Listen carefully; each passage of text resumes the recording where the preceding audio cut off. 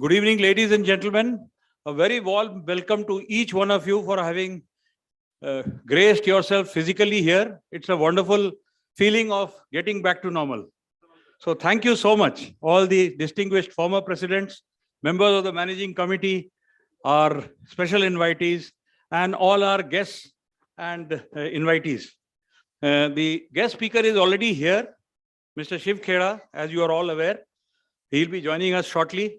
So kindly switch off your mobiles or put them on the silent mode. And please request your patience for another 5 minutes. He'll be here. Thank you.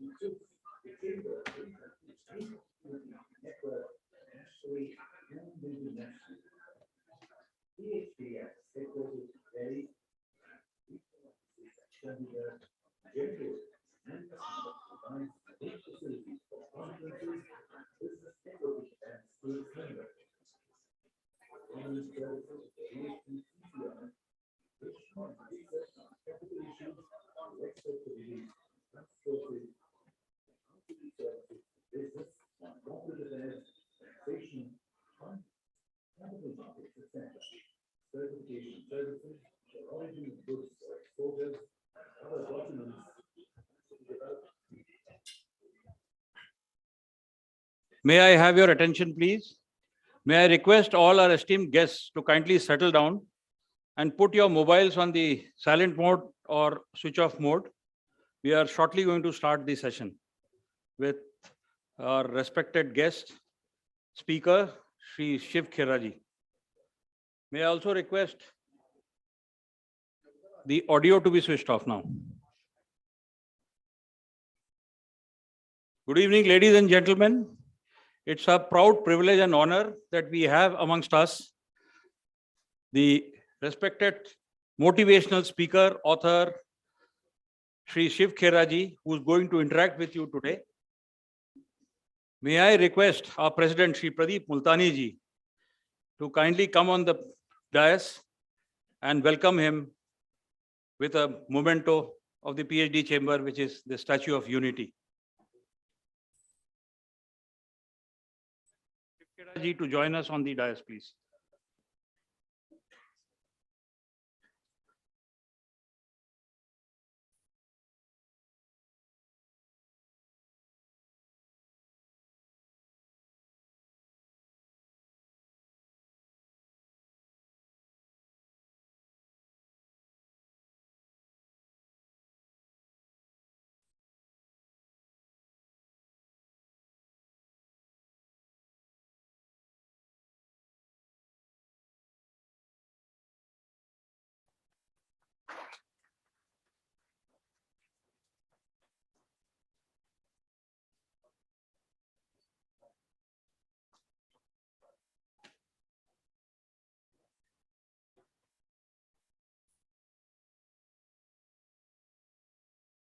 now request our President, Shri Pradeep Multani ji, to kindly give his presidential address. Thank you, Mr. Saurabh Sanyal. Mr. Shiv Khera ji, renowned motivational speaker, author, educator, and business consultant. Welcome, sir. Mr. Saket Dalmia, Senior Vice President. Mr. Sanjeev Agarwal, Vice President, PhD-CCI, former presidents, members of PhD-CCI, special invitees and guests, Secretary General, Mr. Saurabh Sanyal, distinguished participants, friends from media. A very welcome to all of you. We are extremely honored to extend a warm welcome to our special guest, Mr. Shiv Khera ji, a renowned motivational speaker, author, educator, and business consultant. It is a pleasure to have him amongst us, and his gracious presence and expert talks have always been a guiding force, which definitely adds a deeper perspective to our endeavors. Mr. Khera is someone who needs no introduction. We all have grown up reading and inculcating his mantras in our work and lives. Shiv Khera ji has engaged millions of people with his writing skill of positive and inspirational writing. Over 8 million copies of his books have been sold globally, including his international bestseller, You Can Win, which has been written in 21 different languages.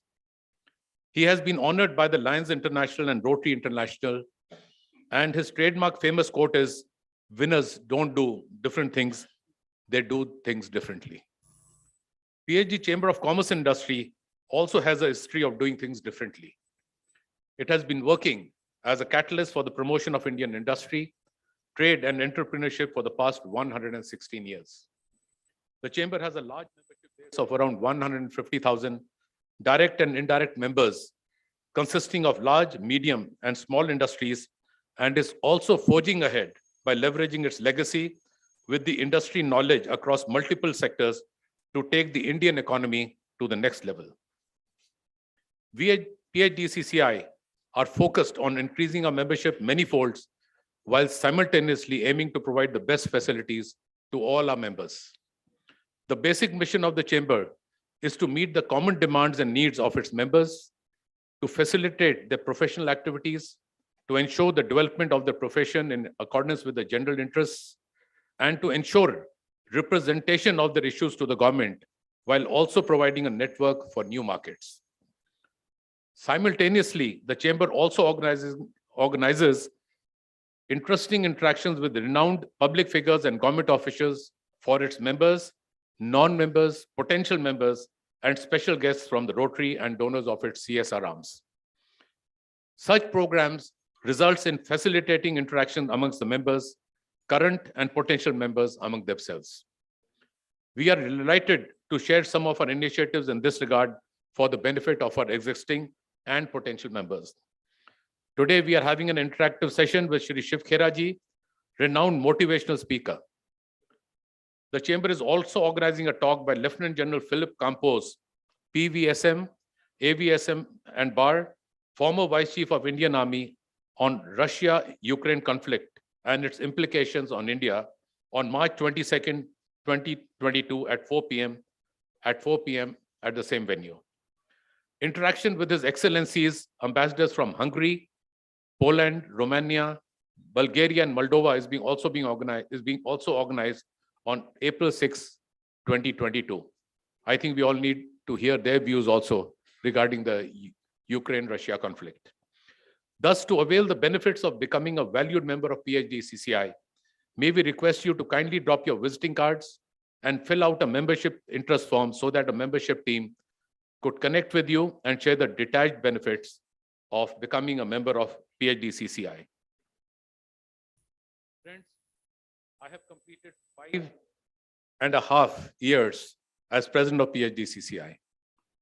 It is a big challenge to step into this prestigious position, which has been occupied by stalwarts like Dr. Raghupati Singhania, Dr. KP Singh, Mr. Ashok Kajaria, Mr. Sandeep Somani, and a numerous wonderful former presidents. The motivational words of our speaker today, Mr. Shiv Khera, "You can win." And also, winners don't do different things, they do things differently. These words have guided me greatly in performing my duties as a president. Friends, now let's sit back and enjoy the positive energy and motivational talk by Shri Shiv Khera ji on how to turn setbacks into comebacks. May I request everyone to either switch off their mobile phones or put them on silent mode. Friends, let's give a big round of applause for Shri Shiv Khera ji.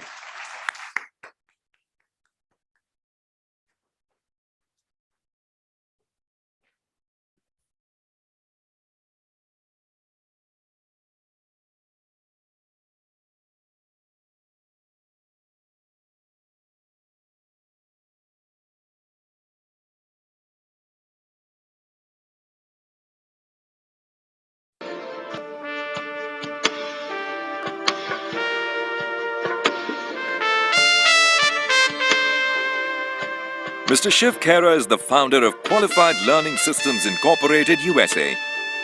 An author, educator, and business consultant, he is a much sought-after speaker. He inspires and informs people, helping them to realize their true potential. He has taken his dynamic personal messages to opposite sides of the globe, from the US to Singapore. His 30 years of understanding and experience has helped people on the path of personal growth and fulfillment. He has been recognized by the Round Table Foundation, honored by Lions International and Rotary International. Mr. Shiv Khera's client list includes, among others, Lufthansa, Motorola, Nestle, Philips, Gillette, Hewlett-Packard, Carrier, IBM, Ericsson, General Motors, Johnson & Johnson, HSBC, and many more. He has appeared on numerous radio and television shows. Mr. Shiv Khera is also the author of the international bestseller book, You Can Win, in 16 languages. His other books are on their way to creating new records. Tens of thousands have benefited from his dynamic workshops in 17 countries, and over 1 million people have heard him as a keynote speaker. His trademark is, winners don't do different things. They do things differently. Check. Thank you. Thank you very much. Folks, this afternoon, all of you people are here because you want to be here, not you have to be here. You don't have to be here, but because you want to be here. Folks, one time, Mama called Johnny, said, son, get up. You got to go to school. Johnny said, I don't want to. Mama said, you got to. Johnny said, I don't want to. Mama said, you got to. Johnny said, Mama, there are 100 teachers in school. Nobody likes me. And there are 1,000 students in school. They all hate me. Give me one good reason why I should go to school. Mama said, son, I'll give you two. One, you are 40 years old. And two, you are the principal of the school. So you have to go. Folks, now all I can say is, all of you people have very fancy phones. I can see that. Folks, everybody, please get your phone in the hand, please. Everybody, kindly get your phone in the hand, please. Everybody, get your phone in the hand. Get it up all the way. Okay, kindly switch off, please. Kindly switch off. Folks, let me ask you, if you came to my office and if I kept fiddling with my phone, tell me, would it be courteous to you people? Hello? Okay, can we practice courtesy both sides, please? Kindly switch off. Okay. Now, folks, whenever we see or hear a success story or a failure story, there are always people behind it. One way or the other, there are people behind it. Now, I see people nodding their head. If you agree with that, how many agree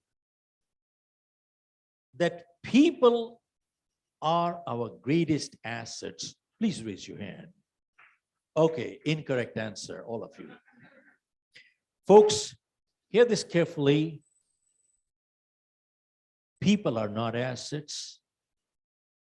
Sadalmia, only good people are assets, rest are all liabilities. Are you with me?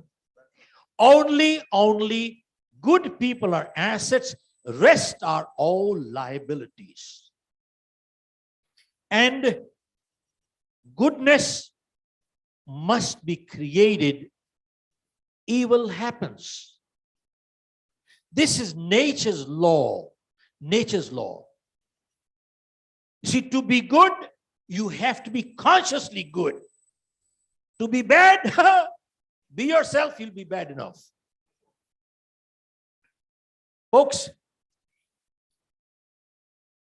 just like a farmer, if you want to have a good garden, you must consciously plant good seeds of good flowers and good fruits.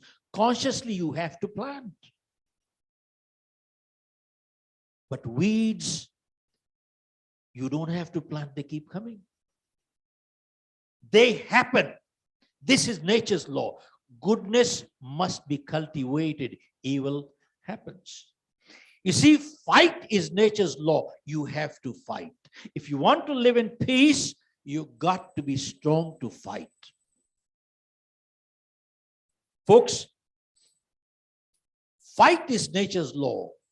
When a farmer plants good seeds, there's a whole army of weeds and insects ready to destroy his hard work. Now the farmer has a choice. Either get destroyed or destroy them to succeed. So both cannot live together. Are you with me? Both cannot live together. So he has to make a choice. Go fight and destroy. Now, not only that, every minute that we are breathing, living, there is a fight in our body. Folks, are you aware that in our body we have red cells and the white cells? There's some doctors here, I guess. Folks, what is the function of the white cells? To fight what? Infection. Are you with me? The purpose of the white cell is to fight infection. Now, you see, if they don't fight in the body, we have cells by millions every day, cancerous cells or immunity cells. Whichever one wins, whichever is stronger wins. Cancer cells are stronger, buddy, we're dead. So there is a permanent fight in our body. So fight is nature's law. Now, folks, that means if we want to live in peace, we must fight. And by the way, you don't fight for the sake of fighting. What is the point fighting for the sake of fighting? When we fight, our objective is to fight and win. Are you with me? You're not here to fight and mess up and lose. Our objective is to fight and win. Now, in order to win, we must be strong. And we need minimum 5 kinds of strengths. We must be physically strong. Are you with me? We must be physically strong. Why? Because physical strength gives us stamina. It gives us sustenance. It gives us energy. Hello? Are you with me? Physical strength gives us the stamina, the sustenance, and the energy. And have you noticed one thing? Whenever we are not well, our decision-making ability goes down. When we are in poor health, we are not physically strong. You know something? The kind of decisions we make at that time, we will never make when we are strong. Are you with me? So therefore, physical strength is crucial. One, physical strength. Two, we have to be mentally strong. Folks, who was the legend in martial art? Somebody, raise your hand, please. Who said Bruce Lee? Okay, Bruce Lee, yeah. Bruce Lee was the legend in martial art. Now, folks, pretty much everybody knows the name Bruce Lee. But let me ask you, how many of you are aware that Bruce Lee's one leg was shorter than the other by 1 inch? How many of you are aware of this? Very few. 2 hands went up. Folks, look at this. We all know the success of this guy, but we don't know his one leg was shorter than the other by 1 inch. I've given that in my book. You can achieve more. Right here, and I saw your hand went up, Nimita. I'm going to give you this book. Give her a big hand, please. All right. Now, folks, look at this. 1 mm, 2 mm, 3 mm difference in the 2 legs can disalign a person. 1 inch. Folks, not only that, but Bruce Lee's eyesight was -10. He could not see his opponent without lenses. But Bruce Lee practiced 5,000 punches per day. And Bruce Lee said something which I've quoted him in the book, my book, You Can Achieve More. He said, I'm not afraid of a person who knows 10,000 ways how to kick. I'm afraid of a person who knows only one way, but he's practiced one way 10,000 times. That's dangerous. Now my question is, was Bruce Lee an exception? How many agree that Bruce Lee was an exception? Please raise your hand. Okay, another intro class. Now hear this one more. Folks, go check out all over the world. Anybody who's done anything in life, they all have done in spite of adversity, not in absence of. Now, you heard Bruce Lee's name. You heard another name, Michael Phelps. Now, you all heard he was a legend. He created history at Beijing, won 8 gold medals. Let me ask you, how many of you have heard that Michael Phelps, 2 years prior to the Olympics, he fractured his hand? Okay, you heard that, sir? Yeah. He fractured his hand. And the doctor said to him, you cannot get the water anymore.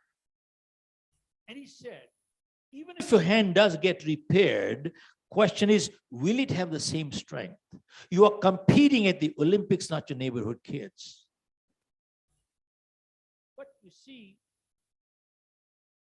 Michael Phelps was preparing for this event for a decade. He couldn't see his lifetime dream shatter. Folks, that reminds me of Abdul Kalam, who said, dreams are not what come in sleep. Dreams are those that don't let you sleep. Are you with me? And Michael Phelps told the doctor, I will get the water. I won't use my hands. I'll use my legs. He continued using his legs. 2 years later at Beijing, he created history, won 8 gold medals. And the press was there.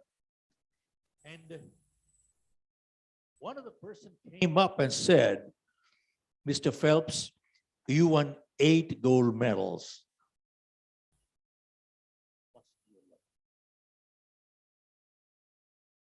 The moment he said, must be a lucky day, Michael Phelps didn't like it. He said, you come here, I'll tell you how lucky I got. He said, in the last 4 years, I have trained 10,000 hours. And if you're good at maths, that translates into 2,500 hours per year. And if you're good at calculus, that translates into 8 hours per day, no Sunday. And he said, you go sit in the water for 8 hours every day for the next 4 years, your body will shrivel. Hello? Did I get that? It said, athletes train 15 years for 15 seconds of performance. Go ask them, did they get lucky? Are you with me? Go ask them, did they get lucky? He said, luck is not designed to deliver you these things in life. Too many crackpots keep waiting for a jackpot. Are you with me? It doesn't work that way. Athletes train 15 years for 15 seconds of performance. Go ask them, did they get lucky? Folks, was Michael Phelps an exception? No. How many of you have heard the speech by Steve Jobs at Stanford? Amazing speech. His first sentence is, what? I came to this world unwanted. I came to this world unwanted. The day he was born, he was put up for adoption. Nobody wanted me. Was Steve Jobs an exception? Answer is no. Folks, I bet in this room, there are so many people who are legends.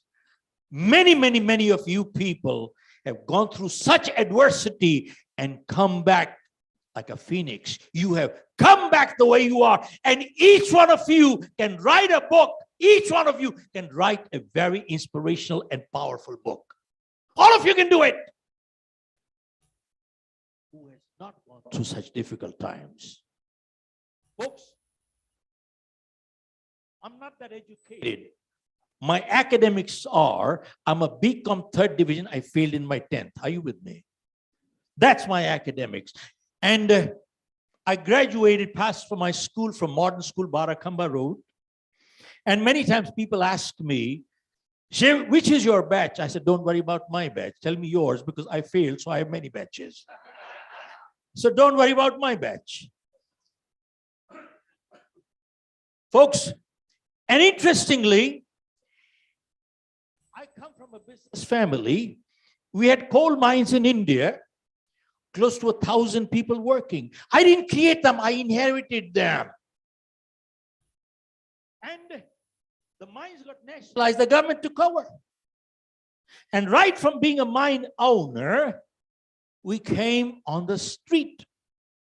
Folks, street means street. Some families had money, our family did not. My father had died when I was just about finishing college. We were left with the liabilities and the assets were gone. And I was married just 4 weeks then. And I remember a year later, my daughter was born. And I sold some of the last pieces of my mother's jewelry to get released from the hospital. I did not have $10 to buy milk that night. I'll tell you exactly where I went. Maracel had just opened up the shop in South X. Evening 6 o'clock, I went up to sell my mother's jewelry at that time. Didn't have $10. $10! I tried my hands on 3 businesses with no money and I failed in all 3. Finally, November 13, 1975, I left India. Went to US, initially went to Toronto. And started life with a bucket in my hand. Started washing cars door to door. For about 2 years, I was washing cars on the street. Right about that time, I saw an ad in the newspaper. You want to make some extra money, do the door-to-door demos for vacuum cleaners. Have you seen those people, folks? Yes, no. So I responded to the ad. There were a couple of hundred people. They gave us a vacuum cleaner and they said, go do the demo. And every demo you do, you get paid $5. And folks, I was genuinely naive. I actually believed you only had to do the demo and not to sell. So I used to go to an apartment building, knock the door. When the lady or the man used to open, I used to say, sir, you don't have to buy the vacuum cleaner. All that you got to do is take a demo and I'll get paid $5. Some people took pity, let me come in. Some people kicked me out. And some people slammed the door on my face, and that was fine. One day, I was doing a demo in an Indian family's home. Man and woman were sitting on the sofa and I was on the floor. This man, instead of looking at the vacuum cleaner, he kept looking at me all the time. I asked him, sir, did I do something wrong? He said, no. I said, why do you look at me this way? He asked me, Shiv, have you ever sold life insurance? What kind of question this, man? I'm demoing vacuum cleaners. Later on, I came to know he was working for MetLife. And they had a recruitment drive going on. If you recruited a new salesperson, you would get a Samsonite briefcase. So I was there. I finished the demo and I said, sir, thank you, but no thank you. I said, I will never sell life insurance. Because I remember back home in India, that agent, that pest, who used to come to my home would not leave my life for 3 hours till I signed the application. I said, I will never in my life be that pest. He said, no, Shiv, it doesn't work that way here. Look at me. I'm a life insurance agent. Look at my life. I drive a Lincoln. Again, later I came to know I was the briefcase. Folks, I finished the demo and I left. Now, when you cannot go straight, you go the other way around. We were living in the same building, and somehow his wife became friendly with my wife and convinced her that selling life insurance was the right thing to do. And my wife also knew we couldn't go through life washing cars. We had to do something different. I had a family to support. I had a little daughter. My wife also knew my failure record in life was pretty good. Even in school, I wasn't the brightest kid. In my 8th grade, out of 6 or 7 subjects, I failed in all, except one. So my principal, Mr. Kapoor, called me and said, Shiv, you are paying too much attention on one subject. Out of 28 kids, I was number 27 because the 28th was absent, folks. No kidding. I still have the reports. I said, thank you, but no thank you. I'm not selling life insurance. She said, look, to sell life insurance, you got to take an exam. Why don't you take the exam? And if you pass, you have a choice. Right now, you have no. I said, all right, I'll take the exam, but I won't sell. Folks, I took the exam, and guess what? I passed. I passed. And They gave me a little training and they gave me the book and they said, boy, go sell. And for the next 3 months, I went out selling. And folks, I put in 100%. Why 100%? I actually put in 200%. Folks, we all can tell when we've done our best. We all can tell when we've not done our best. I can look at the mirror and say, I did my best. And guess what? I broke the company's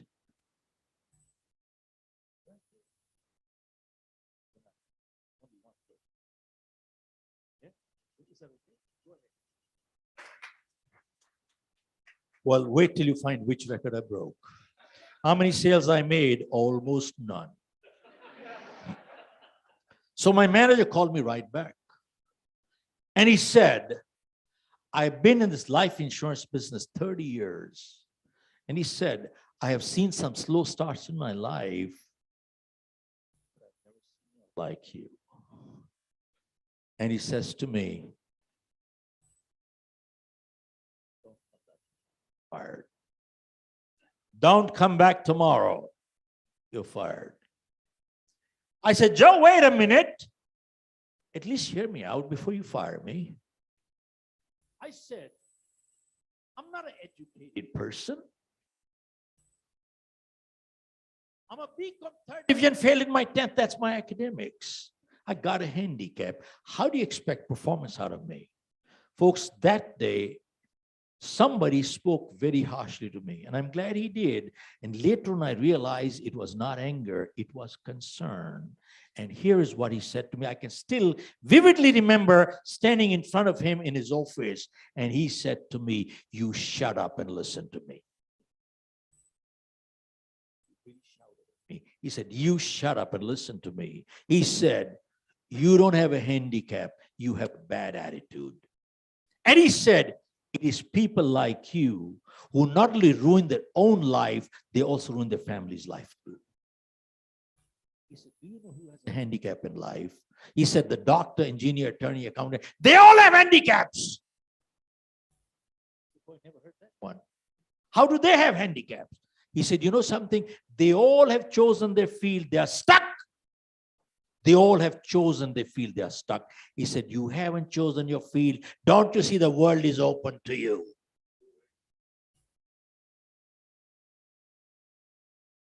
I said, Joe, I never thought from that point of view.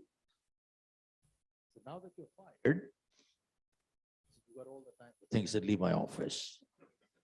Folks, that is 47 years ago, I left his office.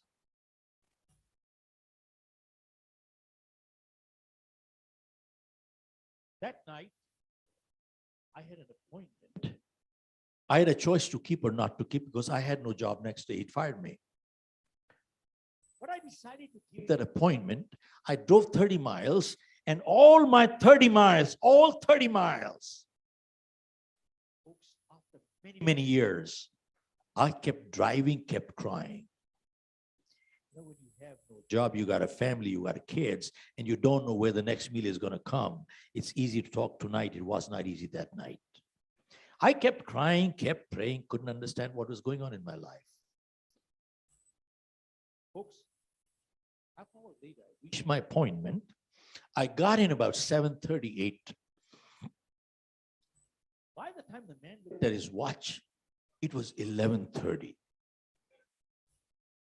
4.5 hours I was sitting there. No wonder they called life insurance agent pests. I had still not made a sale. The man looked at his watch and he says, do you realize what time it is? It's a polite way of saying, get out now. He said, I have to go to work tomorrow morning. I said, yes, you do. But somehow I wasn't moving. I don't know what got into this person's mind around 11:30. He says, tell me, what does it take to get rid of you right now? I thought he was asking me the rates. I opened the book back again and looked at the rates. I said, sir, $27.58. Looked at me disgustingly. $27.58? I said, yeah. He said, why didn't you tell me 5 hours ago? He wrote me a check. He says, take this and get out before I change my mind. Folks, that was one of my first sales. Came home midnight. Next morning, I went to my office. I went to my manager and I said, Joe, I got an application today. It's a small one, but it's a bound one. Bound one is with a check, because without a check has no meaning. And I said, it is with a check. I said, will you let me stay? I said, if you fire me today, I don't know where to go. And the only place I know where to go is go back to washing cars. And I said, I don't want to do that anymore. I got a family to support. I said, Joe, I make one commitment to you. I will not let you down because of my effort. But please withdraw the papers. He looked at me and he says, Shiv, I will withdraw the papers only on one condition. If you make a commitment not to me.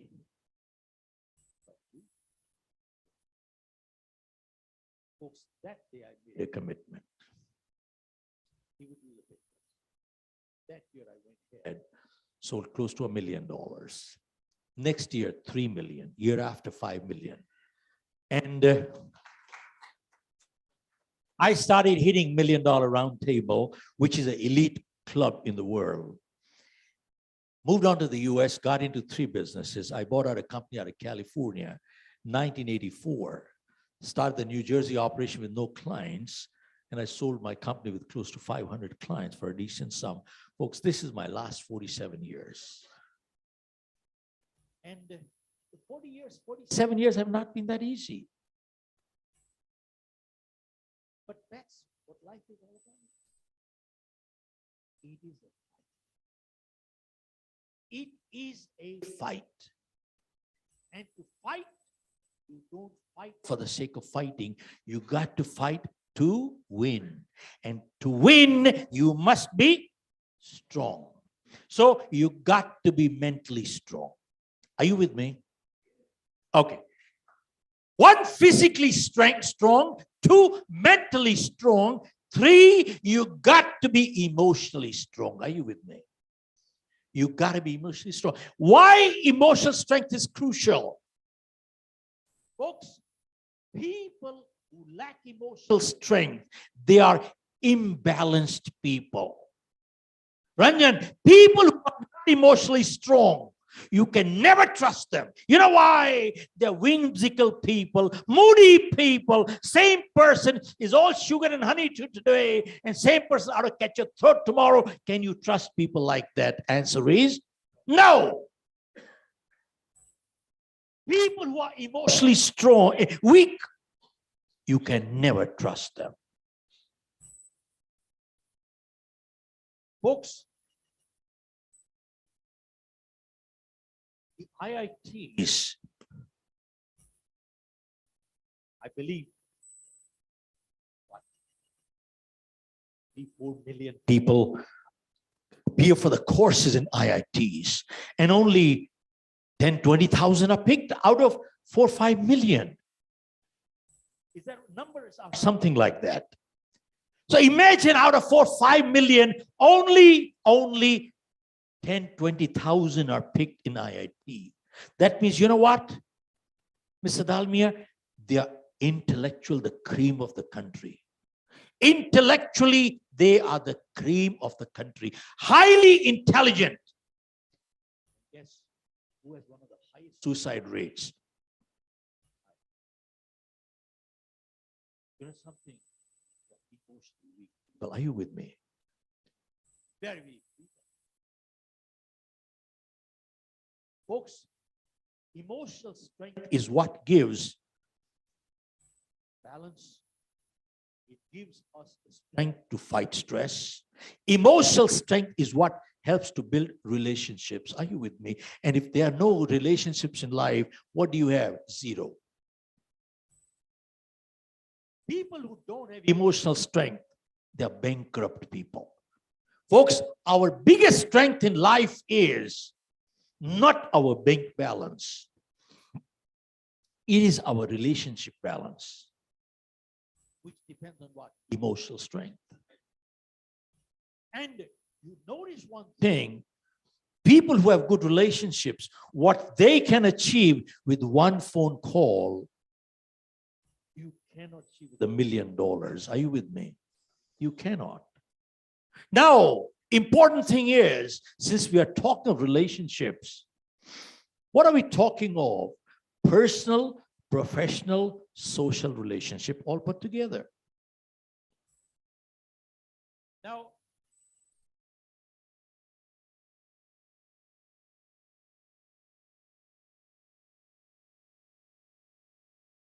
you know, folks, this pandemic, what it has done in the last 2 years, people who are emotionally weak, they're destroying their families, they're fighting at home. WHO came up with a report. Domestic violence has gone up by 50%. They're fighting at home.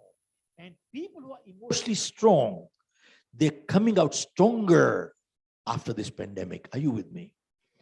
They are coming out stronger. Through our leadership program, when we do 4-day leadership, we ask people, through a magic wand, if you could add 1 more hour to yourself per day, what would you do? 100% people said, I'll spend that extra hour with my family. Well, that's what you would have done. Now you got all 24 hours with family. What else, man? That's what you wanted. Your wish has come true. Now, what interesting thing is, I address many business schools in different countries. I do. And now in MBA schools, they're teaching them, go join the Chamber of Commerce. Go join Rotaries. Go join Lions. Or what?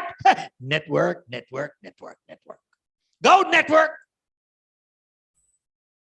And they're running around like monkeys. What are you doing? Networking. And you ask them, why are you networking? I'm building contacts. Why are you building contacts?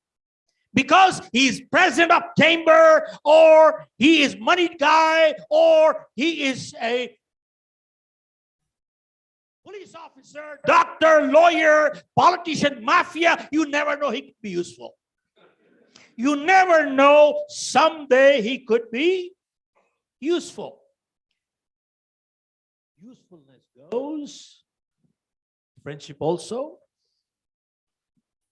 You know something, they teach them how to network, build contacts, but then they never teach them there is a big difference between building contact versus building relationships. Are you with me? Hello? Sir, English language. Yes, sir? You see, they don't teach them there is a huge, huge, huge difference between building contacts versus building relationships. Now, we have an office in Singapore.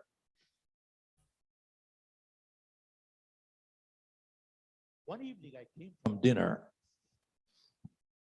and a man met me in the lobby. He asked me, Mr. Khera, you came from dinner? I said, yes. You met some people this evening? I said, yes. And his next thing was,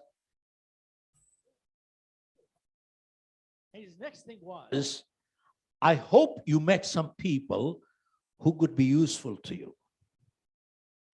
I felt like giving him a piece of my mind and something else. Now, you see, this guy's criteria of meeting people is what? Usefulness. Usefulness is the only criteria he has. Means what he can extract out of you. They are parasites, takers, rascals. Rascal is the right word. Folks,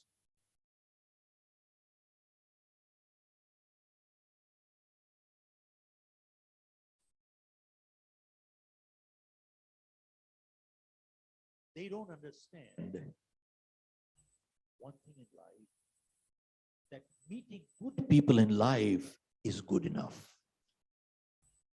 Usefulness is a byproduct of good relationship. Are you with me? I repeat, meeting good people in life is good enough. Usefulness is a byproduct of relationships.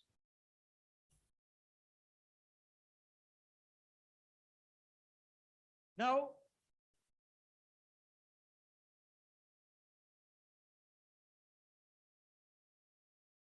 what builds relationships? Folks, none of us is perfect. We all make mistakes, don't we? So, we must be tolerant of each other. Because none of us is perfect. Folks, how many agree that we need, in order to build good relationships, we must be tolerant of each other? How many agree with that? Please raise your hand. Oh, okay, another incorrect answer. Folks, I hate this word, tolerance. I would replace this with mutual respect. Hear this carefully. I and my wife live together, not because we can tolerate each other. We live together because we respect each other. The day we don't respect each other, we cannot live together. You know what the word tolerance means? Postponing the blast. You see, employers and employees work long-term together, not because they can tolerate each other. They work long-term together because they respect each other. Folks,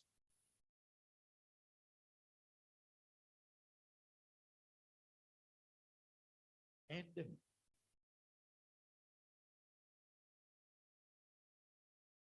hear this, folks, carefully.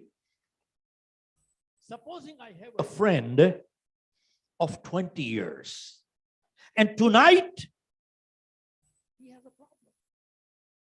Tell me, who is the most natural person he will go for help to? The friend of 20 years. He's not going to make new friends tonight. Yes, no. Now, is it my duty to help? Answer is yes. By helping, am I doing a favor? No. If I don't helping, am I behaving like a friend? No. Folks, remember one thing. Helping a friend is a duty of a friend. It is never the purpose of friendship. Because if it is a purpose, purpose finishes, friendship also finishes. Remember, helping each other is a duty. Never the purpose. It is always incidental to friendship, legal friend. Always incidental to friendship, never the purpose of friendship.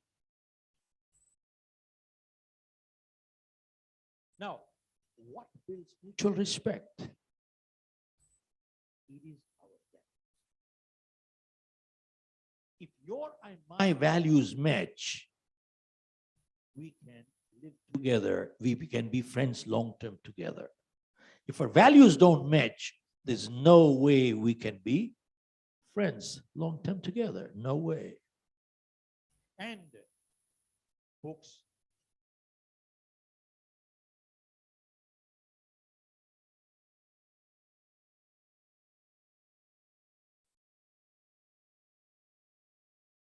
in order to be friends, folks, we need to learn to give it life. We cannot just be a taker and a parasite. We cannot.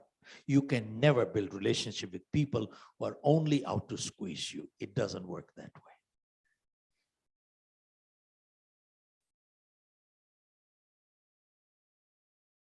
Folks, when I do corporate training now,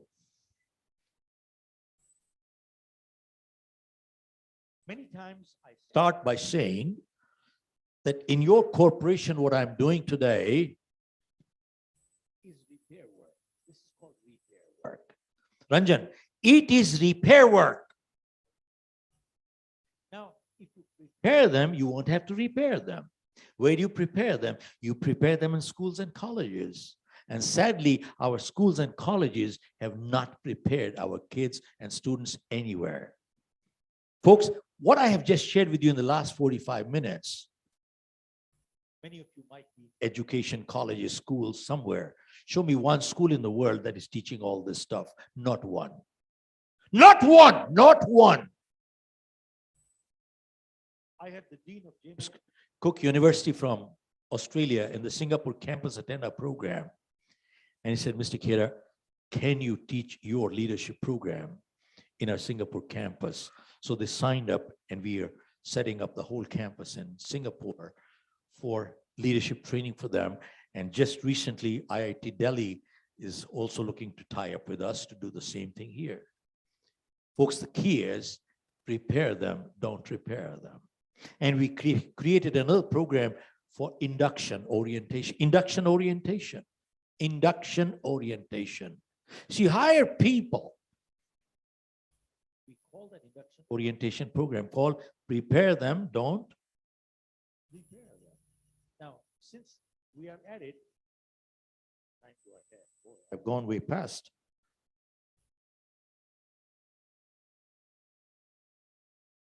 Okay, folks, I just want to say, there's a lot of business community sitting here. Let me share with you something on induction part. All over the world, business people are facing what challenge? All over. One major challenge is trust and accountability. Yes, no. Everywhere, everybody, they're facing challenges, trust and accountability. Now, folks, my big question is, when is an employee most motivated?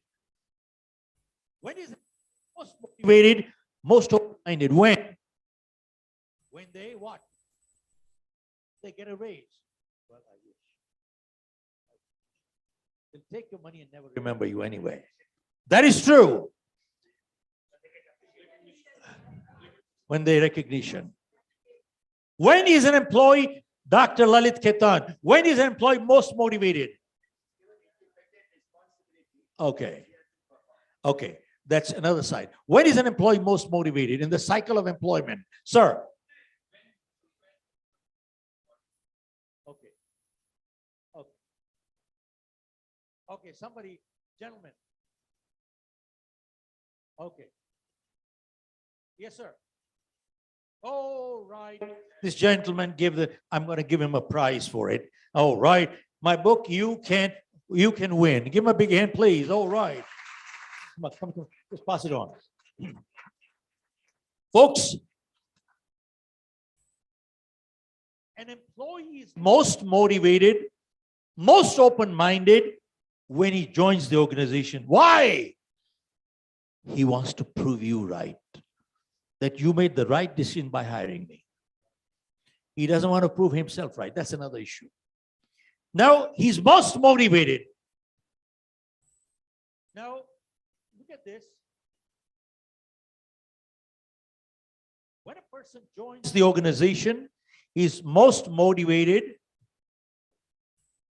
but he doesn't know what to do. So he is ineffective. He's ineffective. Doesn't know what to do. He's due. That is where it is so crucial when we talk of prepare them, don't repair them. This is where important thing is your induction and orientation becomes important. What is induction? Induction means introduce, bring them in. Orientation means mold them in. Mold into your culture. Remember, culture always supersedes strategy. Are you with me? Many, many companies have great strategy. They fail, 90% of them fail in implementation. They can't do it. You know why? Strategy is your skill set. Culture is your mindset. Are you with me? Who is going to implement? It is your people. If the mindset is not there, they can't do it. Now, therefore, a strong induction orientation becomes very crucial. But you know something, typically I've noticed many companies doing thousands of crores of turnover. And today I find just because they're doing a few thousand crore turnover, I'm not impressed. You know something, size of the organization does not make them professional or unprofessional. It is the behavior. Yes, no. Okay. Now, here it is. Here is my supervisor. We hired this young man. So I tell him, please welcome him. And the guy welcomes him here. And then he said, well, show him his place of work, introduce him to everybody right there, and show him all the factory, office, everywhere where things are kept, and show him his own place of work, and explain to him his KRAs and get him started. Get him started. This is typical induction, many companies, yes, no. Now, let me ask you. You know something? Everything this gentleman is doing wrong, he's teaching him. Everything he's doing wrong, he's teaching him. I studied Disney a little bit. They have 2 months induction. Now, folks, 1 week, they put him in the classroom. Do nothing else but 1 week in the classroom. And the first day of the first week, they clarify values, vision, mission. First of all, the hiring practices are very different, but they clarify values, vision, mission. Now, you might say, you also clarify values, vision, mission also. You have 3 binders, and you tell your peon, keep cleaning. You know what values, vision, mission mean? It means every decision in the organization is guided by those 3 documents. They're called mother documents. And whenever there is confusion, clarification required, you always open those documents. They never change. There is no flexibility. James Collins, you might have heard the name, wrote a book, Built to Last. And he noticed, and he's mentioned in the book, that the Fortune 100 companies that were there 60 years ago, less than 20% of them are still there now. 80% gone. Then he checked, why are these 20% still here? And then he found out some commonalities. One was, all these companies like Johnson & Johnson, 3M, they started in a garage. All of them started in a garage. But the second thing he found out was, all these companies have not changed their values, vision, mission statement. They have not changed since 100 years. You talk of flexibility, zero flexibility. They might have sharpened it. They're multinationals. They work in corrupt countries. They might have changed policies, procedures, but they don't change values, vision, mission. They walk away from business, but they don't change values, vision, mission. Okay. Then second day at Disney, they clarify hierarchies. Well, there's a big company, so they need time. Third day, they clarify, these are our expectations of you. Fourth day, these should be your expectations of us. And fifth day, they clarify scenarios. What's a scenario? What's a scenario? Situation. Thank you, sir. I believe they have 150 scenarios. They clarify scenarios. This happened, this you recourse, this happened, this you recourse, this happened, this you recourse, this happened, this you recourse. 150 scenarios. And they clarify, this happened, this considered integrity issue, this happened, this considered a mistake issue. They clarify 150 of those. This is fifth day at Disney. And sixth day,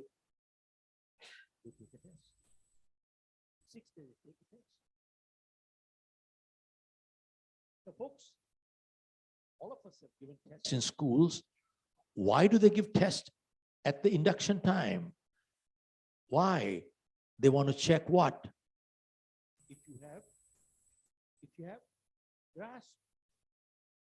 Why don't we do it? How many people do it? How many do induction like this? This is first week of Disney. Second week, they send the employee to the Disney park to memorize every bathroom, every telephone. And they come back and they have to give one more test. You see, if you ever went to Disney and asked, where's the next bathroom? They don't say, I don't know. They know how many steps to the right is a bathroom, how many steps to the left is a telephone. They have to give another test on bathroom and telephones. No wonder they perform. Now, folks, after somebody has taught them the trade, now the employee moves into the second quadrant. They become motivated and they become effective. They become effective. Now, after they receive the induction and orientation. But then, after some time, the motivation level starts falling. And now they become demotivated, but they're still. How can a demotivated employee be effective? Somebody give me an answer. How can a demotivated employee be ineffective? Just raise your hand. Somebody raise your hand. Yes, sir.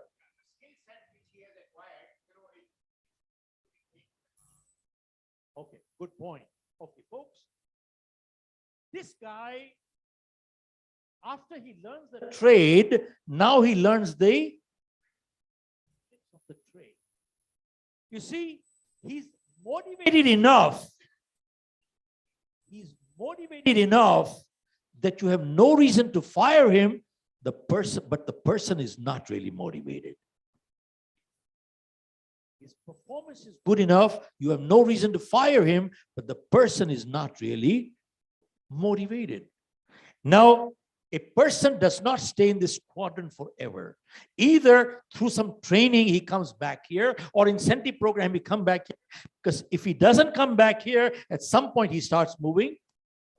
Here, he becomes demotivated and he becomes ineffective. When he gets here, you have no choice but to fire the guy. Now, folks, in Singapore, we opened our office 2 years ago, 25 years ago, in fact.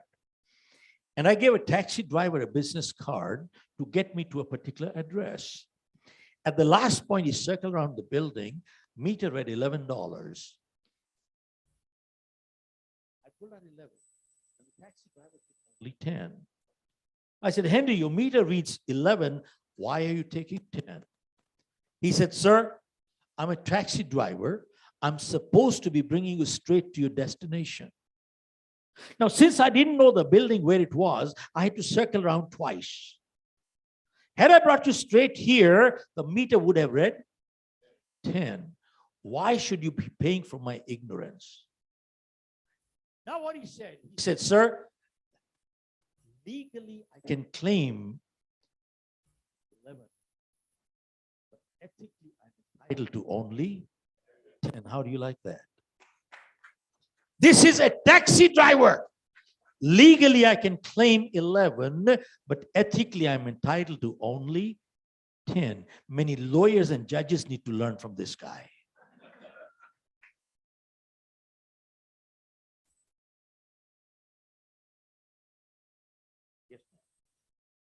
Folks, he didn't stop there. Look at this. He didn't stop. He said, sir,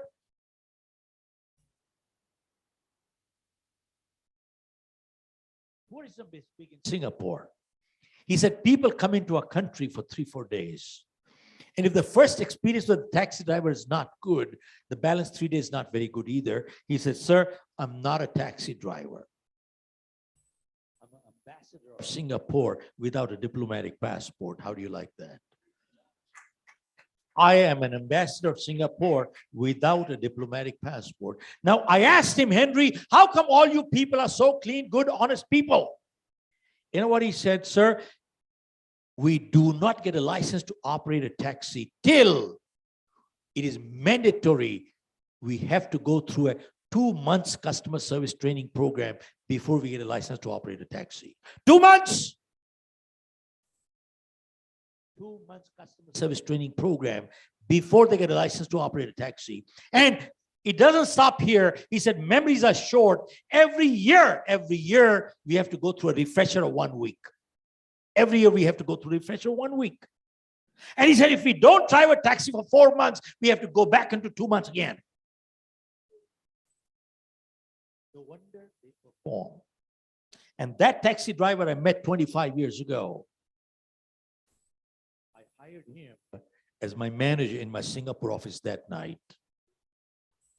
And this eighth grader to me is more valuable than any M.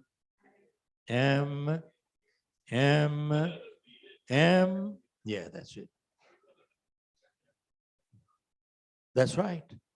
He's more valuable to me than any MBA. He's still with me when I'm not there. He drives a taxi. It's perfectly fine. Works very well. He handles my clients. He handles my vendors. He goes to my banking. He does all that stuff for me. Man, he's amazing. He's there. Now, I just want to wind up. I saw my watch here. But folks, you see, we have this little quote which says, winners don't do different things. They do things differently. And many times people ask me, what do they do differently? And my answer is, winners form the habit of doing things losers don't like to do. And what are the things losers don't like to do? They're the same things winners don't like to do either, but they do it anyway. See, losers don't like to get up in the morning. Winners don't like to get up in the morning either, but they get up anyway. See, losers don't like to work hard. Winners don't like to work hard either, but they work hard anyway. See, winners form the habit of doing things losers don't like to do. And they're the same things, but they do it habitually. Folks, why am I sharing this with you? If we have to think to do the right thing, we can never do it right. It must come automatic reflex action. Reflexes. Because when we were growing up, our parents said one thing: form good habits and habits form characters. Are you with me? Form good habits and habits form characters. Because 90% of our behavior is habitual. We don't think, we just act. And if we have positive habits, we are a positive character. If we have negative habits, we are a negative character. And good habits are hard to come by, but they're easy to live with. Bad habits come easy, but they're hard to live with. And before we got the habits got us. Are you with me? And that's it. Now, how many times have you heard this little statement saying, साहब इसकी तो किस्मत ही अच्छी है, मिट्टी को हाथ लगाता है. इसकी तो किस्मत ही खराब है साहब, ये तो सोने को हाथ लगाता है. साहब, इस बात में सच्चाई है. If you analyze the person you call lucky, every time he touches dirt becomes gold. Analyze their life. Analyze every transaction in their life, and you will find the positive behavior has become habitual. Every time they do it right. It happens right because the reflexes move right. And the person we call unlucky, analyze their life, analyze every transaction in their life, and you will find the negative behavior has become habitual. Every time they do it wrong. It happens wrong. Their reflexes are moving wrong. Habitually, they have become that way.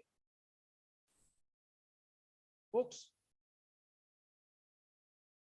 I bet you must have heard this phrase: practice makes perfect. Practice makes perfect.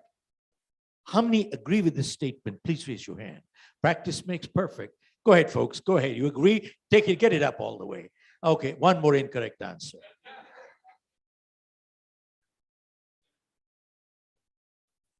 Folks, practice does not make perfect.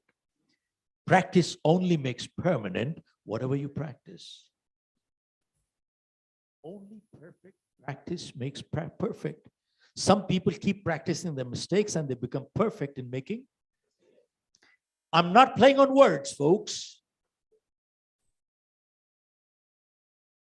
In martial art, when these young kids, they get the white belt, yellow, purple, orange, green belt. Yeah, give us me 5 minutes, I'll be done with it. Okay. And within that period, they get the white belt, and these young kids hit hard. And the teacher said, son, go slow. First, get the form right. If your form is incorrect, it'll become permanent. Get your form right first, speed later. You have speed and your form is incorrect, you'll fracture your own hands. Oops. Practice does not make perfect. Only perfect practice makes perfect. Folks, not only that, it's got to be reflex. After the martial art person gets a black belt 5 years later, 5 years later, he's still practicing the same thing what he learned in white belt. What is that? Block punch, block punch, block punch, block punch, block. 5 years later, he's still doing block punch. Why? Because the teacher wants to get the block and punch into reflex action. Why? They realize if the student is ever in a street fight, if he has to think to block and punch, guess what will happen? He'll get beaten up. The martial arts student never has to think to block and punch. Sir, you from the defense services? Anybody from the defense services here? Oh, okay. Another gentleman here. Defense services here. Okay. Colonel, tell me, sir, in the services, 60 to 70% of the career all over the world goes into what? Simulation of warfare. Yes, no. What is simulation of warfare? They play war games as is a real war going on right now. Why? They want to get to reflexes. Why? They realize when there's a real war. If they have to think to fight a war, do you think they can ever fight a war? Never. Folks, why am I sharing all this with you? If we have to think to do the right thing, we can never do it right. It must come automatic. I'll close this one last story. We had a client who had a Swiss collaboration. And I got a call from the CEO. He said, Mr. Khera, can you do some sales training for our people? I said, give me a couple of days. Let me check your people out. 2 days later, I called him. And I said, sir, your people don't need sales training. They need basic training in courtesy, etiquette, manners, integrity. He said, what? I said, yes. I said, they need basic training in courtesy, etiquette, manners, integrity. So what does that mean? I said, many of your salespeople have appointments, they're running late. They don't even have the courtesy to call and say, I'm sorry, I'm running. And time to call is when? Before you got late or after you got late? Okay. And they walk in late. They don't even have the courtesy to say, I'm sorry I kept you waiting. And hear this, in case they call, what do they say on the phone? I'm stuck in traffic. Now, don't get me wrong. Traffic has become a real issue all over the world. But many times they leave their office only 5 minutes before the appointment and they blame it on. They don't have the guts and integrity to say, I'm sorry, I did start late. I apologize. And folks, only the first time. Second becomes easier. Third becomes easier. Fourth becomes easier. And the fifth becomes easier. And very soon, you are dealing with a chronic liar who is a bloody rascal. And tell me, if this is the starting point of a relationship, tell me, how long will it last? Am I exaggerating the example I gave you? This is common practice. And this is a little lie. When the big one comes, I'll tell the truth. You practice enough little lies in life. When the big one comes, what happens? You end up telling a big lie. Remember, practice does not make perfect. Practice only makes permanent whatever you.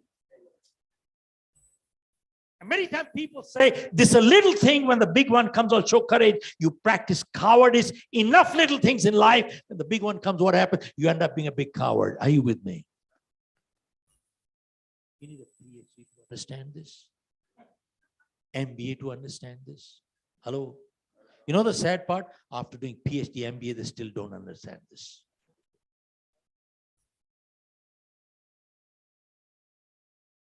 Folks, and I've learned one thing, that people who lie also steal. I was doing a program. This is Lalit sign. I was doing a program at Lalit Hotel a few years ago. And right next to my bed, there was a side table. On the side table, there was a digital watch. Digital watch. It doesn't matter how much it is, $1, $10, who cares? But you see, what is the most important thing? Right next to the digital clock, there was a sign hanging like this. What does it say, sir? This clock is hotel property. This clock is hotel property. This clock is hotel property.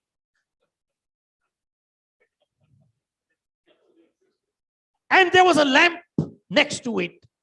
And there was another sign which said, this lamp is hotel property. My question is, why do you think they put this sign there? Ranjan, why do they put this sign, Rekha? People pack it by mistake?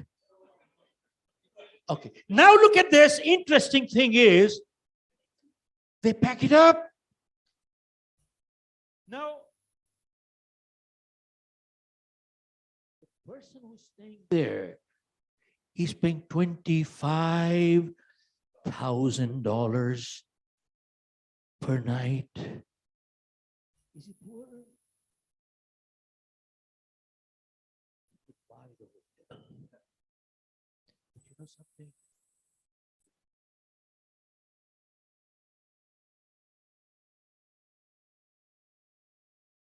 Sir, गलत बोल रहा हूं क्या? Look at this. They will pack up. And you know something? They'll get linen, cutlery, crockery, and everything. And you know, proudly they say, I collect souvenir. Look at this guy. This guy should be in jail, man. This is what our values are. There's a global study which said, I am embarrassed to say that. I'm proud to be an Indian, but it is embarrassing.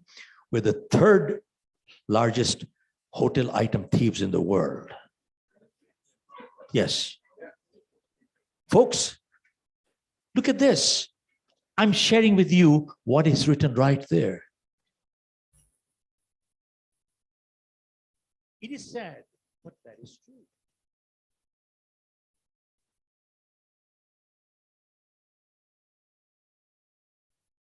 How many of you attended my program on webinar which said, turn setbacks into comebacks? Okay. Oh, okay. You did one, you hosted one. Okay, then I can address this thing in the books.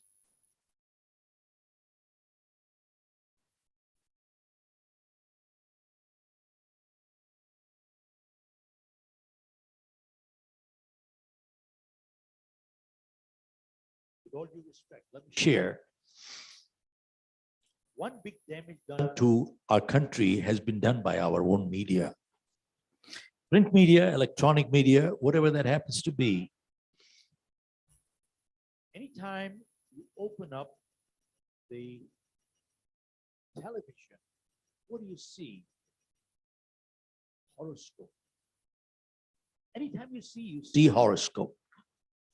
And There is a sadhu, Baba, Guruji, Shastriji, somebody sitting there in saffron or white clothes when 3 tilaks here, 3 tilaks here, and he says, "Beta, naam bolo, janam tithi bolo, kahan se bol rahe ho bolo, janam time bolo." Guruji malum nahi. He said, "Don't worry." He has a laptop, and he does tick, tick, tick, tick, tick, tick, tick, tick, tick, tick, tick, tick. He said, "Don't worry, I've got it." दूसरा तीसरे के घर में बैठा, तीसरा चौथे के घर में बैठा, चौथा पांचवें घर में बैठा, यहाँ पे दूसरा घर बैठा, प्रॉब्लम होगी यार, दूसरा तीसरे के घर में बैठेगा तो प्रॉब्लम तो होगी, 100% होगी. अब then he said, मंगली के मंगली के मंगली के मंगली हो गया. Then he says, now he starts off. Then he says, Shani चढ़ गया, शनि चढ़ गया, शनि चढ़ गया. अब now this guy is scared. And he says, गुरुजी शनि उतारे कैसे? बेटा एक काम करो, एक काला रुमाल लो, उसमें काली दाल डालो, फिर उसमें काला काजल लगाओ, फिर काले बाल वाला खोजो, उसको 7 बारी खोपड़ी में घुमाओ, फिर काला कुत्ता खोजो, फिर काला बर्तन खोजो. And this is what people are doing. Now, why am I sharing this with you folks? If you read the life history of Swami Vivekananda, Swami Dayanand, Guru Nanak, they fought against all this. They never believed in all these things. They fought against it. Folks, my question is, if you look at Guru Nanak's life, all his life he fought against superstition. In Sikh families, they don't tally any horoscopes. There is no Manglik. There is no Shubh Muhurat. Every wedding is done on a Sunday. Sunday doesn't sit right to do it on a Saturday. Saturday doesn't sit right to do it on a Friday. My biggest question to this audience is,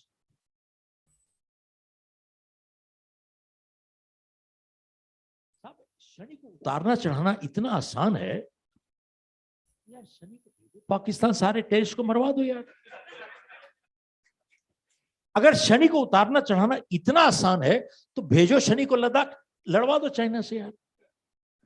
sir Arun, मैं आपसे ये पूछ रहा हूं, बात बताओ, Shani permanently India क्यों रहता है, ऑस्ट्रेलिया क्यों नहीं जाता? सर शनि न्यूजीलैंड कभी गया ही नहीं. Sir just think about it, how we people are behaving. Guruji, Swami ji, guruji, पांव पकड़ लो, पांव पकड़ लो, पांव पकड़ लो. गुरुजी क्या करें? बोला बेटा प्रीत करो, प्रीत करो, प्रीत करो. अब गुरुजी प्रीत बेच रहा है, एक गुरुजी प्रीत बेच रहा है, एक गुरुजी हनी बेच रहा है, एक हनी प्रीत मिक्स करके बेच रहा है. दे देना. एंड उसके पांव पकड़ते हैं, इसको जेल होना चाहिए यार. This guy should be in jail. And we are behaving this way, which is so sad. तब एक बारी मैं एयरपोर्ट जा रहा था, तो रास्ते में ड्राइवर ने जोर से ब्रेक मार दी, गाड़ी रोक दी. मैंने कहा भैया क्या हो गया? बोले साहब बिल्ली रास्ता काट गई. तो मैंने कहा भाई अब क्या होगा?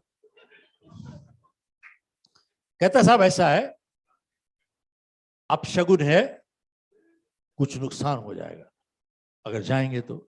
मैं क्या फ्लाइट मिस हुई तो बहुत नुकसान हो जाएगा. तो मैंने कहा भैया कब तक रोकोगे, क्या करोगे? बोले गाड़ी रोक देता हूं. मैं क्या कब तक? कहता बोले जब तक दूसरी. मैं क्या फिर उसका नुकसान हो जाएगा? बोले दैट्स हिज प्रॉब्लम. बट मजे की बात देखो राजीव, सुनने वाली बात है. मजे की बात क्या कहता है वो? मैंने कहा भैया एक बात बताओ, मान लीजिए आप अगर 15 गज पहले होते, बिल्ली निकल चुकी होती, और अगर आपने बिल्ली को ना देखा होता तो आप ही निकल जाते सब. In that case you would have been the first car. फिर क्या होता? कहता साहब उस हालत में बिल्ली की पावर कम हो जाती है साहब.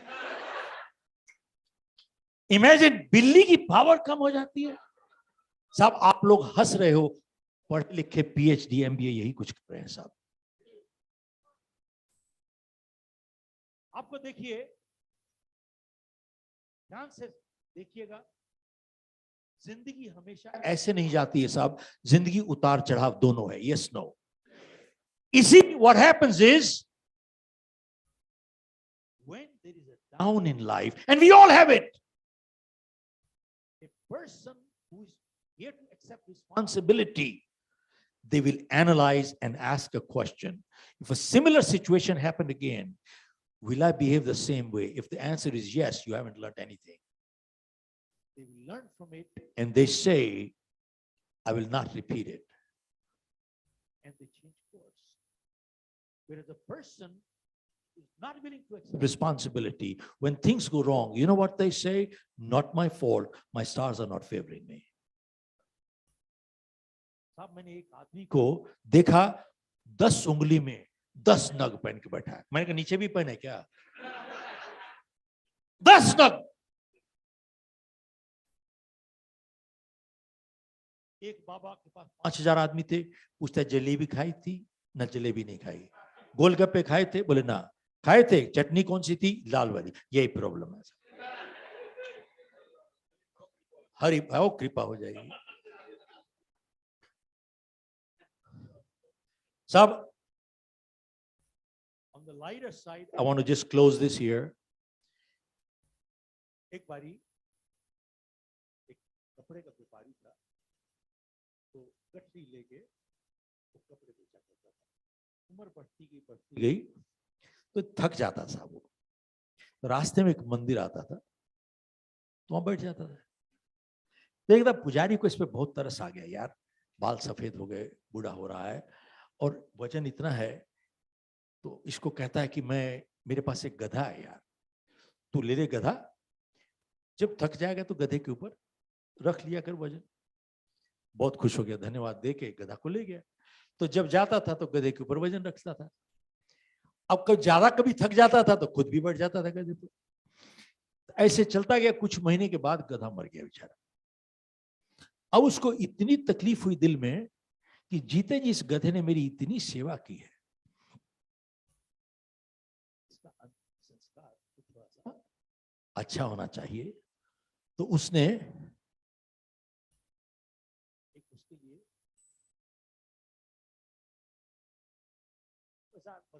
कुछ और बोलते हैं, हाँ कुछ उसको एक बना दिया वहां पे, समाधि, थैंक यू सर, समाधि बना दी उसके लिए। और धूप बत्ती मोमबत्ती सब कुछ लगा के वहां पर घंटी उंटी लगा के तो अपना मंत्र उत्तर पढ़ रहा था। तो रास्ते में एक आदमी गुजर रहा था वहां पे, साहूकार, तो उसको कोई बहुत तकलीफ हो रही थी व्यापार की। तो उसने बोला कि भाई समाधि लगी हुई है यहाँ पर और किसी महान आत्मा की समाधि होगी। तो वहां भी चला गया, जाके उसने मन्नत मांग ली, मन्नत पूरी हो गई। मन्नत पूरी हो गई तो भाग के गांव पे गया, अरे तुम तो सब पागल हो, इधर गलत जगह जा रहे हो। कहता है महान आत्मा की समाधि है, चलो चलो चलो चलो चलो। तो सारा पकड़ गया, सारा गांव उठा के पैसे फेंक रहा, दे दनादन पैसे, और वहां पर पूजा हो रही है सब। तो पुजारी को खबर पहुंच गई कि यार ये कौन सी समाधि है जहां सारा पैसा चढ़ रहा है। उसको भी प्रॉब्लम हो गई। तो कहते जाके देखूं तो यहां आके देखा तो वही बैठा था। यार ये किसकी समाधि बनाई तूने? कहता सर ऐसे मैं आपसे झूठ नहीं बोल सकता, पेट पे लात मारना, सच बोल रहा हूं, जो गधा आपने दिया था उसी की समाधि है सर। खैर कहता चल ठीक है, मैं भी चुप, तू भी चुप, अपना मस्त रहे। तो खैर इस व्यापारी ने उस पुजारी से पूछा कि आप बताओ जहां आप बैठते हो वो किसकी समाधि है? कहता तू भी मत किसी को बोलना, इसकी माँ की समाधि वो है भाई इसकी। तो साहब ऐसा है, गधों की बैठ के पूजा हो रही है, समाधियां लगी हुई हैं। इन्हीं लफ्जों के साथ I will hand the mic back to you sir, hand over please.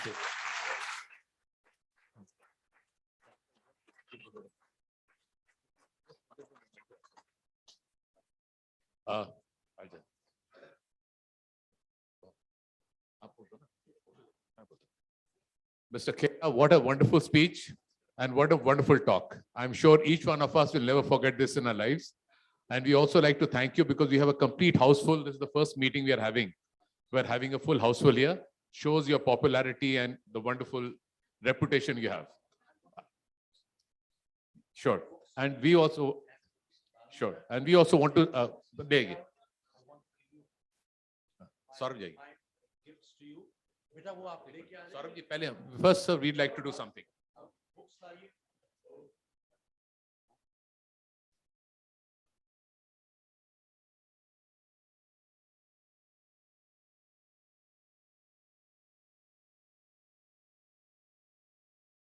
This is the Statue of Unity, sir, which is right in center of the Sabarmati.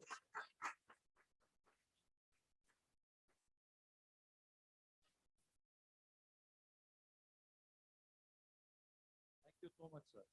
Thank you so much, Shiv Khera ji, for giving your scintillating and inspiring and motivating talk.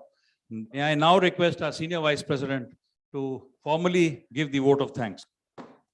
Thank you, sir. Thank you so much. And thank you for taking out your valuable time and being here with us.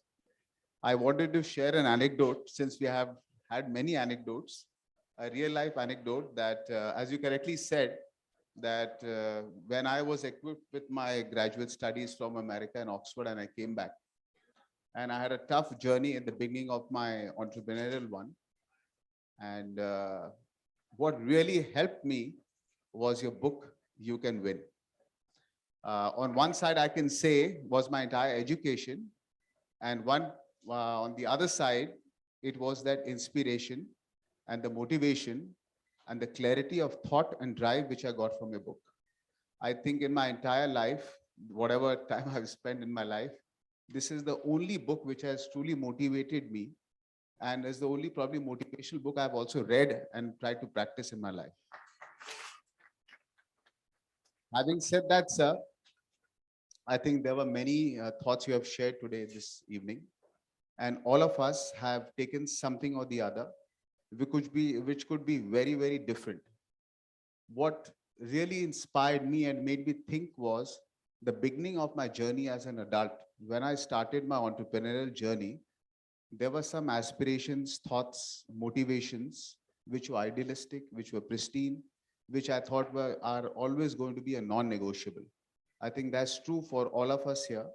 And as you said, that some of the foundations of big companies, large companies, which have stood the storms and the test of time for hundreds of years, have probably been that they have always stuck to the values which you spoke about. So I hope to really, as COVID has waned away, I think all of us are trying to think of our sense of normalcy.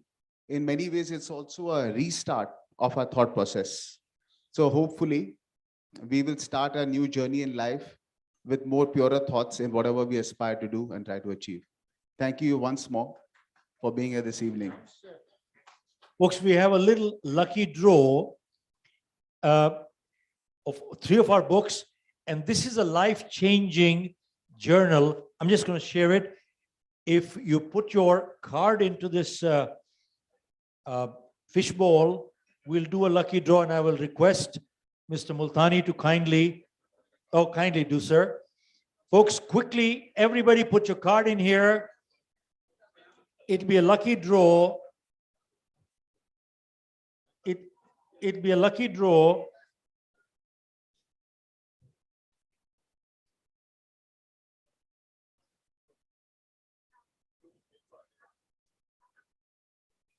It'll be a lucky draw. Yeah. Okay. The lady at the back, could you just pass that, please? Yeah. And kindly take your seats. Kindly take your seats. And I'll request Mr. Multani to do the honor.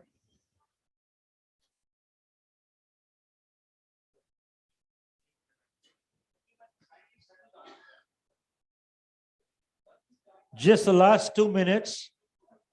Just the last 2 minutes.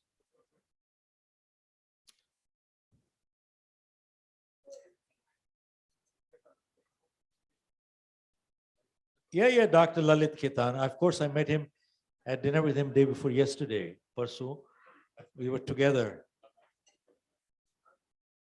Nahi, kamal ki baat hai. Nimita was there. Of course, we met. Ketan.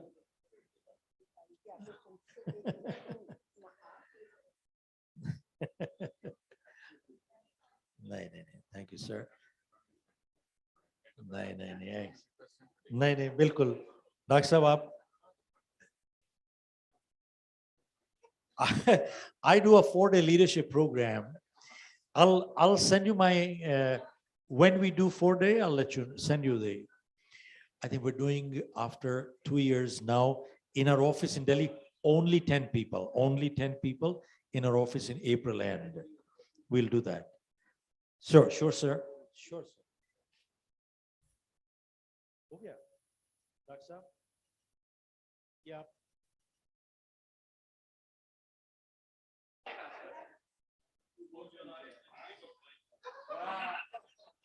Okay, one.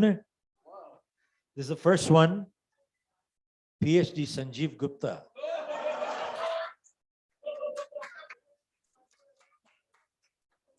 Okay, I'm going to take out Nandita. Aisha, she's my niece. I didn't know that either. Okay, Pankaj Mathur. Mr. Pankaj Mathur. Mathur. And who's, take out another one, somebody else? Go ahead. आइए रेखा आप निकालो.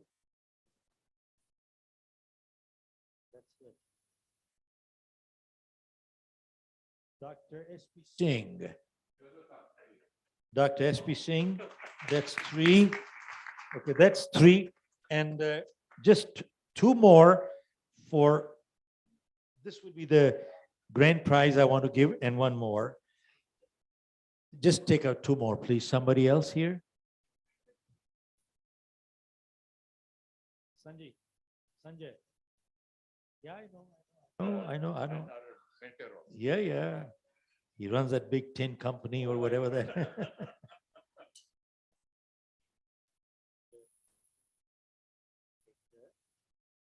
Ajit S. Chawla. Oh, okay. इनको हाँ 3 यहाँ पे कर दिए, ये 2 अलग कर रहा हूँ. एक चावला जी का, एक और निकाल दो साहब, एक और.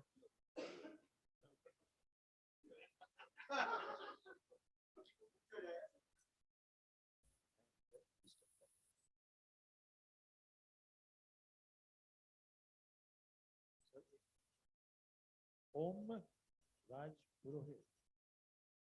Om Raj Purohit. Another one.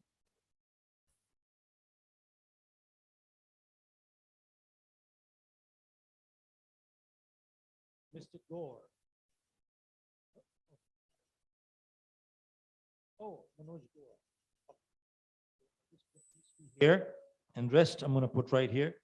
Now, sir, let me just do this. Yeah, all done, please.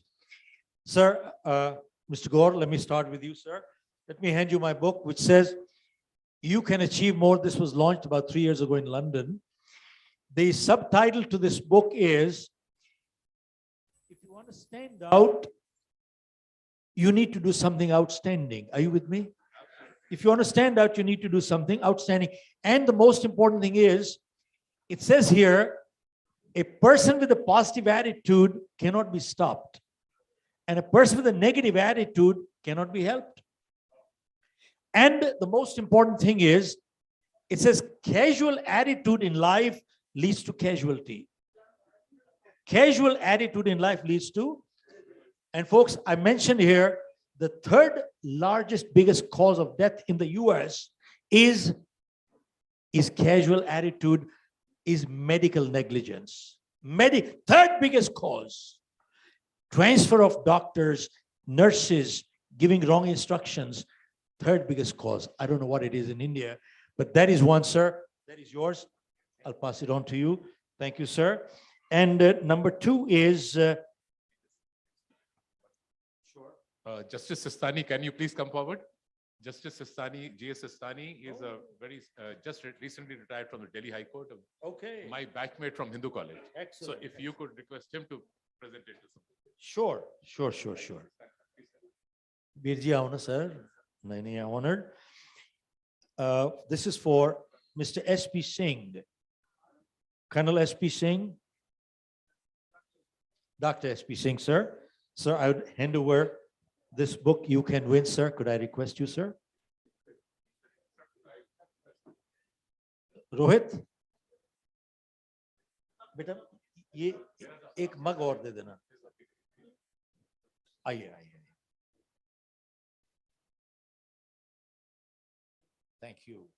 thank you sir I'll do this too and the next one sir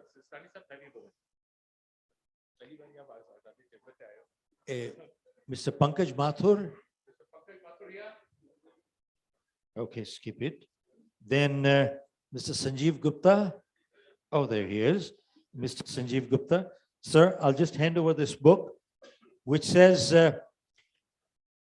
you can sell folks the subtitle to this book is in life results are rewarded efforts are not are you with me in life results are rewarded efforts are not what does that mean it means we judge ourselves by our intentions but the world judges us by our actions yes no sir see that is really what it comes down to you can sell thank you sir all right and with those words I just hand over two more I'd like to hand the next one to Mr. Ajit Chawla Mr. Ajit Singh Chawla how are you acheti age aajo sir ਇਹ ਮੈਂ ਤੁਹਾਨੂੰ एक journal ਦੇ ਰਿਹਾ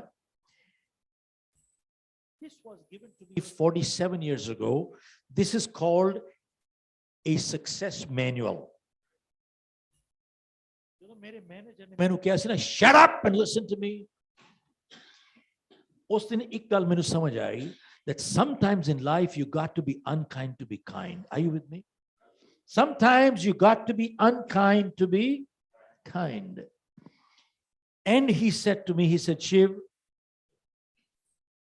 just do something for yourself for 30 days and you'll change your life ਮੈਨੂੰ ਉਹਨੇ ਕਿਹਾ ਕਿ on a blank sheet of paper write something you see blank ਚੀਜ਼ ਤੇ ਕੋਈ ਲਿਖਵਾਉਣਾ ਚਾਹੁੰਦਾ ਨਾ ਥੋੜਾ ਡਰ ਲੱਗਦਾ ਹੈਗਾ ਕਹਿੰਦਾ go ahead write it well anyway what he made me write was a different thing but what we created was a success manual it's a success journal and I'll share with you what the 30-day magic was this a journal is not like a diary you use and throw every year no it does not this is your idea book idea if you don't capture it flies if you don't capture ideas it goes away and journal is something it helps makes you reflect when we reflect we review two things our actions and intentions we reflect we review our actions and intentions and it explains what's a journal I'm not going to do it you can read it then it says how to change habits and how to develop new habits and get rid of and but he said every night only spend 10 minutes only 10 minutes kar liya je it'll change your life he said just fill in the blank it can't be easier than that and what you have to do is right here fill in the blank today I feel write down how be honest don't contrive I feel bad I feel glad I feel sad whatever you feel write your true feelings next today I have learned what have I learned anything if yes what if not why not see zindagi vich jehdi hegi hai we measure age differently if we have learned something today we've gained a day if we've not learned anything today we've lost a day sir theek gal hai edi calculation farak hai third item it says today I'm proud of sir what am I proud of am I proud of anything if yes what if not why not and fourth thing you have to write down is today I commit to improve every night you write down today I commit to you don't say I promise I do it I commit commitment is made to yourself I commit to improve now you will fill this every night time to fill it is at night not morning why after you do it your subconscious mind it sinks in और सारी रात ਤੁਸੀਂ ਦੇਖੋ last thought ਜਿਹੜੀ ਹੁੰਦੀ ਹੈ ਨਾ ਉਹਦੇ ਸੁਪਨੇ ਵੀ ਆਉਣੇ ਸ਼ੁਰੂ ਹੋ ਜਾਂਦੇ last thought ਤੁਸੀਂ ਦੇਖਿਆ ਕਦੀ ਵੀ When you tell yourself, I have to catch a flight in the morning at 7 o'clock, without the clock, did you get up? See, last thought you told yourself, I must get up. See, whatever the last thought you tell becomes subconscious, hits you. Sir, you feel this every day. Today I commit to improve. After 30 days, how many commitments have you made? Incorrect. Sir, after 5, 6, 7 days, you will find you will start repeating yourself. Pata kyun? There are basically 4 or 5 habits only that are pulling us down. Now, the toughest part is to do this every day for 30 days. Pata kya hai, sir? Most people want to succeed and win, but very few people are willing to pay the price to succeed and win. Kale, Bruce Lee practiced 5,000 punches per day. If you and I practice 5,000 punches per day, you know something, we can compete like Bruce Lee. But tusi nahi karna, main bhi nahi karna. So, Kale, most people want to succeed, but very few people are willing to pay the price to prepare to succeed. So, sir, this is a success manual. For you, sir. And lastly, yes, they are. They are.